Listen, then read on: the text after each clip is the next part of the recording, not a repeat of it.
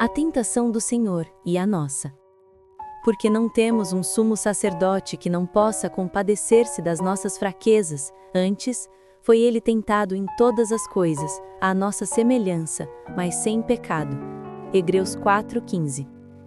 A vida cristã é marcada por momentos de vitória, de comunhão profunda com Deus, mas também por lutas internas, crises espirituais e batalhas contra tentações que parecem intransponíveis. Não é por acaso que a palavra nos apresenta Jesus não apenas como Salvador, mas também como sumo sacerdote compassivo, capaz de se identificar com nossas dores e fragilidades. O versículo de Hebreus 4:15 é uma fonte inesgotável de consolo, pois nos mostra que o Filho de Deus, mesmo sendo perfeito, não esteve isento das tentações. Ele as enfrentou, venceu-as e permanece sendo nosso modelo e nossa força. Para compreendermos profundamente a mensagem deste texto, precisamos mergulhar em 3 dimensões: o significado da tentação, a natureza das provações de Cristo e o impacto dessa realidade em nossa caminhada diária. Quando entendemos que o Senhor foi tentado em tudo, mas não pecou, recebemos esperança para lutar contra nossas próprias batalhas espirituais. A natureza da tentação. A tentação é muitas vezes mal interpretada. Muitos acreditam que ser tentado é já estar pecando, mas a Bíblia nos mostra algo diferente. A tentação é o convite ao pecado, não o pecado em si. Pecar é ceder, é aceitar o convite, é transformar a sugestão em prática. Jesus, sendo santo, nunca pecou, mas sendo homem, foi exposto à tentação. Tiago 1,14 explica: cada um, porém, é tentado pelo próprio mau desejo, sendo por este arrastado e seduzido. Aqui, vemos que há uma dimensão interna da tentação. Ela encontra espaço em nossos desejos e fragilidades. Já no caso de Cristo, a tentação era externa, pois não havia em nele pecado para ser seduzido. Ele foi exposto ao inimigo, ao deserto, à fome, ao desafio do poder e da glória, mas em nenhum momento sua natureza santa se inclinou ao erro. Isso nos mostra que as tentações que enfrentamos estão numa esfera diferente daquelas enfrentadas por Jesus. Nós lidamos com nossa carne caída. Ele lidou com a pressão externa de Satanás, tentando-o desviar da missão. Ainda assim, em ambas as situações, há um paralelo. A tentação é sempre uma tentativa de nos afastar do propósito de Deus. A tentação de Cristo no deserto. Logo após o batismo no Jordão, onde o Pai declarou: "Este é o meu Filho amado, em quem me agrado", Mateus 3,17, o Espírito Santo conduziu Jesus ao deserto para ser tentado. Isso pode parecer paradoxal. Como o Espírito Santo poderia levar o Filho de Deus a um lugar de teste? Mas a resposta é clara. Era necessário que Cristo enfrentasse a batalha espiritual, revelando-se como o segundo Adão, o que vence onde o primeiro falhou. No deserto, a fome era intensa. O inimigo se aproxima e sugere: "Se és filho de Deus, manda que estas pedras se transformem em pães." Mateus 4:3. Essa tentação apelava à necessidade física, ao desejo legítimo de saciar a fome, mas de forma ilegítima, fora da dependência de Deus. Jesus responde com a Escritura: "Nem só de pão viverá o homem, mas de toda palavra que procede da boca de Deus." Mateus 4:4. Em seguida, o diabo o leva ao pináculo do templo e o desafia: "Se és filho de Deus, lança-te daqui abaixo, porque está escrito: aos seus anjos ordenará a teu respeito que te guardem." Mateus 4:6. Aqui, a tentação é espiritual. Usar as promessas de Deus de forma distorcida, manipulando as Escrituras para provar algo desnecessário. Mais uma vez, Cristo responde: "Também está escrito: não tentarás o Senhor teu Deus." Mateus 4:7. Por fim, Satanás oferece os reinos do mundo em troca de adoração. "Tudo isto te darei se prostrado me adorares." Mateus 4:9. Essa tentação era direcionada ao poder, à glória sem cruz, ao caminho curto para a vitória. Mas Jesus o repreende: "Ao Senhor teu Deus adorarás, e só a Ele servirás." Mateus 4:10. 3 áreas aparecem claramente: necessidades físicas, vaidade espiritual e ambição de poder. São as mesmas áreas em que muitas vezes somos tentados. A diferença é que Jesus venceu em todas elas, mostrando-nos que é possível resistir pela palavra e pelo Espírito. A tentação do cristão.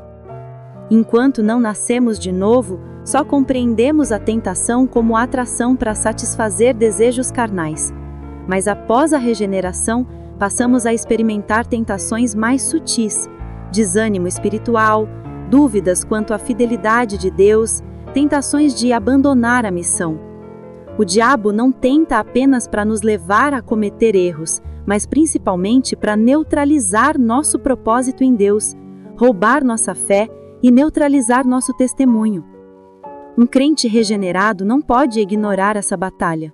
A tentação não é apenas uma disputa de moralidade, mas um campo espiritual onde está em jogo nossa intimidade com Deus. Por isso, precisamos estar atentos. Não se trata apenas de resistir a erros visíveis, mas de discernir ataques invisíveis. O inimigo nos tenta a alterar nossa perspectiva, a ver a vida com olhos distorcidos, a duvidar da bondade de Deus.